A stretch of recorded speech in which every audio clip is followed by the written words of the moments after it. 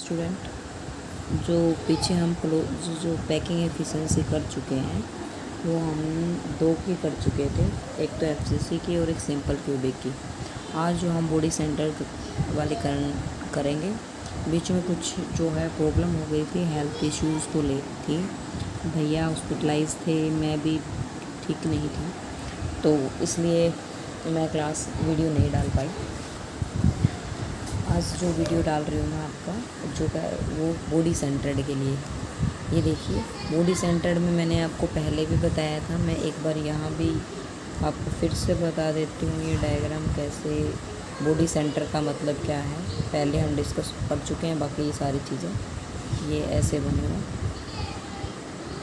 Body का मतलब क्या है कि कॉर्नर पे तो जो है कॉर्नर पे प्रेजेंट है, ये कॉर्नर पे हैं, ये 8 कॉर्नर होते हैं, और उनके अलावा जो एक जो आपका प्रेजेंट होगा वो कहाँ पे होगा, वो बॉडी पे प्रेजेंट होगा यहाँ, तो उसको हम बोल देते हैं बॉडी सेंटर। एक एटम यहाँ प्रेजेंट है, तो इसमें ये देखिए आप, मैंने ये यहाँ से बना रखा है कुछ इस तरह से, ये कॉर्नर पे है, तो आप इसमें देख पा रहे हो ना, तो ये देखो ये ट्राइंगल की फॉर्मेशन यहाँ नज़र आएगी। ये देखिए, ये जो बॉडी सेंटर था ये कॉर्नर वाला इससे होते हुए यहाँ पे ऐसे फॉर्मेशन हो रही है, तो इसके लिए अब हमारे पास में हमें ये सी निकालना पड़ेगा, वही जो हमने पीछे वाले में निकाल के पाए थे वो वाले जो थ्योरम थी वो। तो इसमें ए और बी, ये ए हो गया, ये बी हो गया, ये सी हो गया। अभी इसको तो हमने ए मान लिया, ये हमें निकालना पड़ेगा।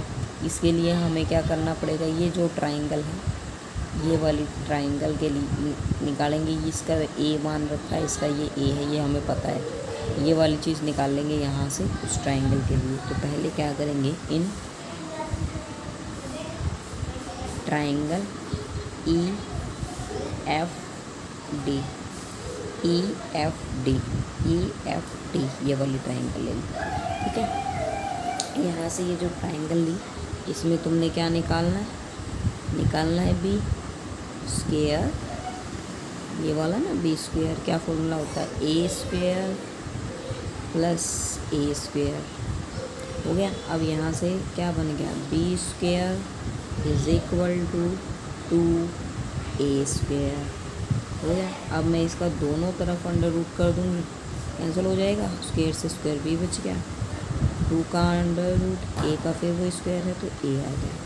ये हमारे पास किसकी वैल्यू आ गई है भाई, बी की वैल्यू आ गई यहाँ से।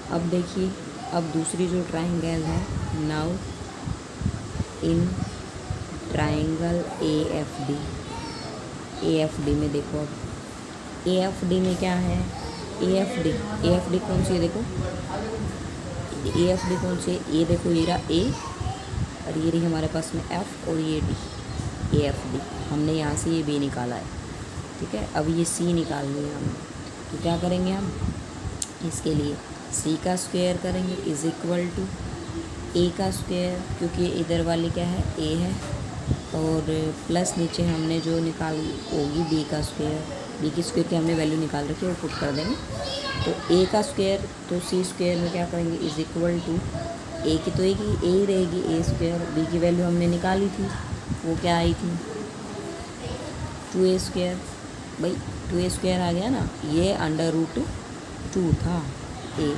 इसका स्क्वायर करो तो ये रूट से रूट फिर कैंसिल हो गया, 2 आ गया, ए का स्क्वायर हो जाएगा, तो ये आ गया हमारे पास में। अब क्या हो गया हमारे पास में, देखो 2 तो ये और ये भी तो सेम है, तो वैल्यू क्या हो जाएगी 3a स्क्वायर, तो यहाँ पे c की वैल्यू कितनी आ गई 3a स्क्वायर। अब वही प्रोसेस फिर, अब इसका फिर रूट करेंगे, रूट करने पे क्या बच गया, c बच गया, और ये अंडर रूट 3a की वैल्यू आ गई, तो हमारे पास में ये वैल्यू आ गई अब c, ठीक है। अब c की वैल्यू ये आ गई है, तो ये जो अंडर रूट 3a किसके बराबर है, किसके बराबर है, ये 4r के बराबर है। 4r कैसे,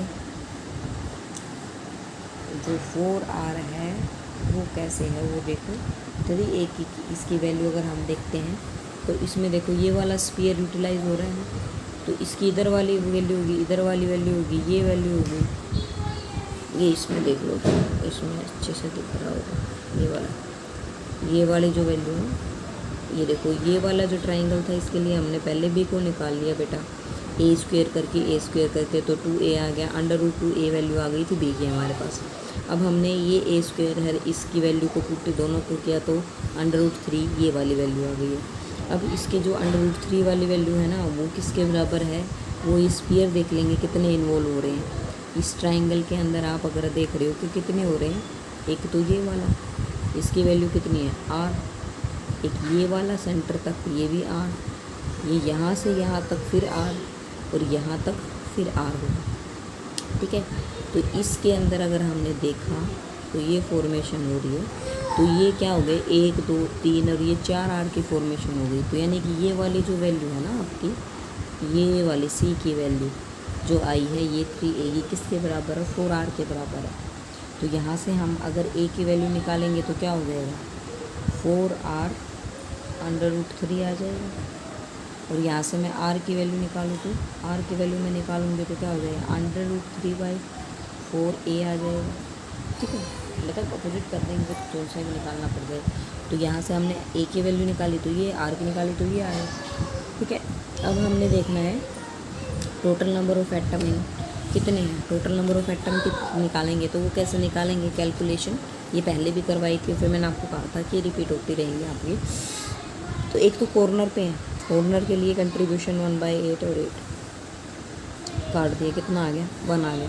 बॉडी सेंटर के किसी के साथ कोई शेयरिंग नहीं करता क्योंकि सेंटर एक ही होता है हर एक डब्बे का, रूम का, किसी का भी एक ही है ना, तो इसलिए वहाँ पे सिर्फ एक है, वो किसी के साथ शेयरिंग कर ही नहीं रहा है, तो इसलिए कंट्रीब्यूशन निकालने की ज़रूरत है ही नहीं।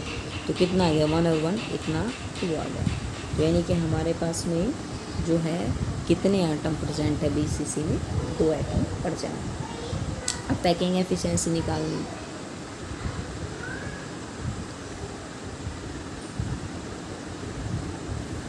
पैकिंग एफिशिएंसी निकालनी, तो पैकिंग एफिशिएंसी तुम निकालोगे तो कैसे निकालोगे, वही फॉर्मूला है volume occupied by the spheres. Sphere कितने हैं 2, तो कितना हो जाएगा 2 की कर दो ना 2 वॉल्यूम 4 बाई क्या करोगे 3πr⁵ ये फॉर्मूला होता है।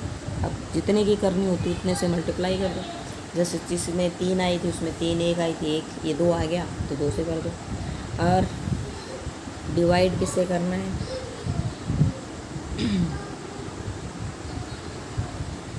डिवाइड करोगे किससे करोगे, टोटल वॉल्यूम से, ठीक है।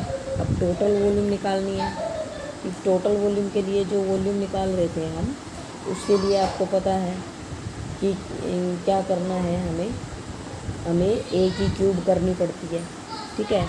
तो वो हम a की क्यूब जो अगर कर देंगे तो a की क्यूब कितना आया था, a हमारे पास में आया था 4/4 जो है r√3 ये आया था। इसका क्या करना है, हमें क्यूब करना है, इसका क्यूब करेंगे तो ये क्यूब करने के बाद जो आ जाएगा हमारे पास में ये कितना आ जाएगा 4 दूनी 8/3 πr⁵।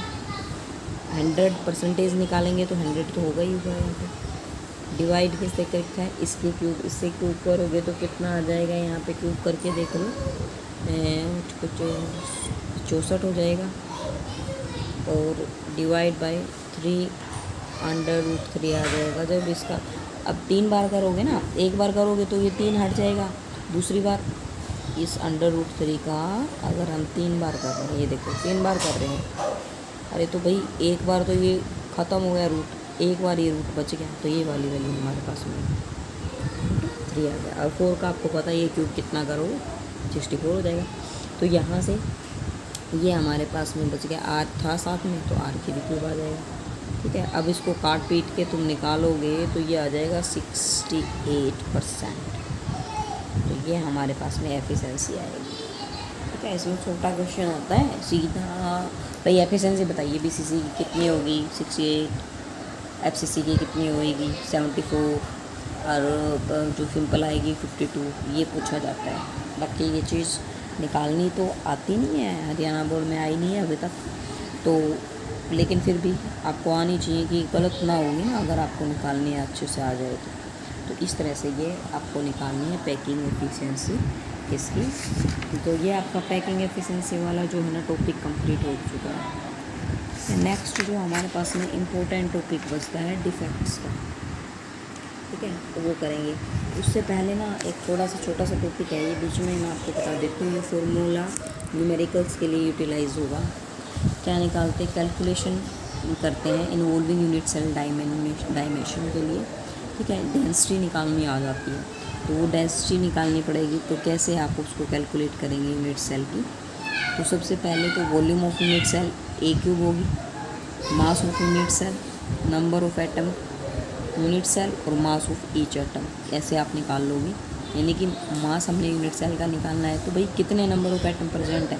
जैसे बीसीसी में निकाले 2 हैं, ठीक है ना, 2 की उसके हर एक का मास दिया होगा, उसे गुना करके आप ये जेड गुना एम वैल्यू ले लोगे। जेड क्या है, नंबर ऑफ एटम है जो प्रेजेंट है यूनिट सेल में, बता दिया आपको। जैसे 2 हैं, 3 है, 4 है, जो भी है। एम क्या है, सिंगल एटम का मास होगा जो गिवन होगा। मास जो है एटम का प्रेजेंट है यूनिट सेल में, तो एम कैसे है, एम कैसे निकालोगे, m by n a, m by n a. N a क्या होता है, एवोगैड्रो नंबर होता है। एम में क्या होगा, एवोगैड्रो नंबर होता है, या कॉन्स्टेंट जिसको हम बोलते हैं, वो यूज़ किया जाएगा यहाँ पे। तो और एम ये मास क्या होता है, मोलर मास। जैसे कि मोलर मास एल्यूमिनियम का हो गया, इसका सोडियम का हो गया, कितना होता है, 23 होता है। तो मतलब हर एक का अपना मोलर मास होता है वो, तो उससे हम उसका क्या निकाल लेते हैं, मास निकाल लेते हैं। अब डेंसिटी निकालने, क्वेश्चन आएगा डेंसिटी ऑफ यूनिट सेल, तो डेंसिटी ऑफ यूनिट सेल में कैसे हो जाएगा, मास बाई वॉल्यूम करते हैं। तो ये जेड गुना एम, यहाँ से हमारे पास में मास आ गया था यूनिट सेल का, ए क्यूब हो गया, उस ए की क्यूब हो गया, उसका वॉल्यूम हो गया है, ठीक है। जेड गुना ये, अब ये मास जो निकाला था वो क्या था, एम बाई एन ए निकाला था, तो ये वाली वैल्यू यहाँ पुट कर दी, एम बाई एन ए। तो क्या हो जाएगा, जेड गुना एम ए की क्यूब एन ए। तो ये डेंसिटी आ गई हमारे पास में, ये डेंसिटी निकल के आ गई। डेंसिटी का फॉर्मूला हो गया जेड एम ए की क्यूब एन ए। ये फॉर्मूला आपको काम आएगा न्यूमेरिकल के अंदर, ठीक है। न्यूमेरिकल जब आप सोल्व करोगे, जैसे ये न्यूमेरिकल देख लो, एक दिखाई देती हूँ आपको कि an element has the body centred cubic structure with cell edge 288 picometre दे रखे। The density of element 7.2 gram. How many atom are present in 208 gram of element में। इसमें एटम निकालने हैं, डेंसिटी नहीं निकालनी। तो सबसे पहले वॉल्यूम ऑफ यूनिट सेल कितना दे रखा है, 288। आपको पता है वॉल्यूम के लिए ए की क्या कर दोगे, क्यूब। तो ये ए की वैल्यू कितने हैं, 288, तो इसको कर दिया 3। अब ये दे रखा है पिकोमीटर में, पिकोमीटर से हमने करना पड़ेगा इसको, क्या मीटर से सेंटीमीटर बनाना है। तो इसमें ये 288 है, 10 टू पावर -12, पिकोमीटर के लिए -12 करना पड़ता है। ये आपने +1 में फर्स्ट यूनिट में दे रखी हैं सारी यूनिट्स, ठीक है, पिकोमीटर आ जाएगी। अब यहाँ से ये जो है फिर दोबारा इसका क्यूब जो है मीटर हो गया। अब मीटर से इसको सेंटीमीटर में कन्वर्ट करोगे, तो ये यहाँ सेंटीमीटर में जब कन्वर्ट करोगे तो ये 2 जो है ना कम हो जाएंगे, या -10 हो जाएगा, ठीक है। अब इसका करना है तुमने क्यूब, तो ये क्यूब करोगे तो ये क्यूब की वैल्यू ये आ जाएगी 2.390 हो गया। अब उसके बाद क्या करेंगे, अब देखिए volume of 208 gram of element की वॉल्यूम निकालनी है। वॉल्यूम निकालनी है तो कैसे निकालोगे, मास बाई डेंसिटी, क्योंकि इसमें जो चीज़ दे रखी है ना, हम तो वही पुट करेंगे, ठीक है। अब इसने डेंसिटी दे रखी है, वहाँ निकालनी पड़ती है, अगर नहीं होती तो दे रखी है इसने 7.2, तो यहाँ से डेंसिटी वॉल्यूम निकालनी पड़ेगी, वॉल्यूम नहीं दे रखी। तो अब क्या हो जाएगा, mass by density value put करी और ये वॉल्यूम आ गई। अब number of unit cells in this volume, number of unit cell में क्या हो जाएगा, बॉडी सेंटर्ड है, बॉडी सेंटर है तो 2 एटम होंगे। तो पहले तो नंबर ऑफ यूनिट सेल निकाल लो। तो कैसे निकालोगे, जो हमारे पास में किसकी वैल्यू आई, वॉल्यूम की, और नीचे क्या आया है हमारे पास, वॉल्यूम ऑफ यूनिट्स है।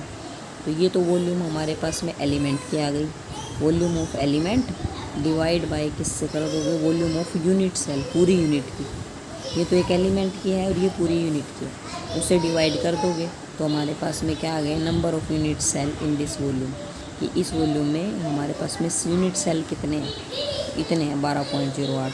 अब क्या करोगे, बीसीसी आपको पता है कितने कंटेन कर रहा है एटम, 2, तो इसलिए टोटल जो नंबर ऑफ एटम होंगे ना इसमें कितने हो जाएंगे, 2 गुना में क्या कर दोगे, जो भाई ये है, क्योंकि ये तो टोटल वैल्यू तो ये तो 2 एटम यूनिट सेल में है, यूनिट सेल कितनी है 12.08, तो इसकी गुना कर दोगे 2 से। अब भाई हर एक यूनिट सेल में 2 एटम है और ये पूरी यूनिट सेल है, तो डिवाइड करने पर कितने एटम आ गए? 12.16 ये जो है ना आपके क्या आ गए? एटम आ गए।